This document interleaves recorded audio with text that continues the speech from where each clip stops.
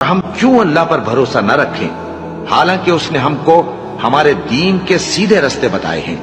اور جو تکلیفیں تم ہم کو دیتے ہو اس پر ہم صبر کریں گے،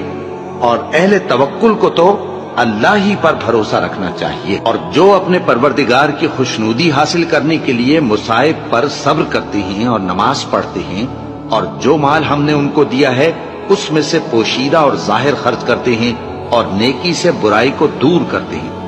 یہی لوگ ہیں جن کے لیے عاقبت کا گھر ہے، یعنی ہمیشہ رہنے کے باغات جن میں وہ داخل ہوں گے،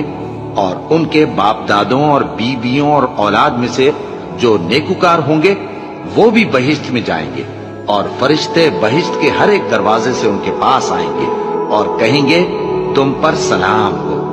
یہ تمہاری ثابت قدمی کا بدلہ ہے، اور عاقبت کا گھر خوب گھر ہے۔ اور اگر ہم انسان کو اپنے پاس سے نعمت بخشیں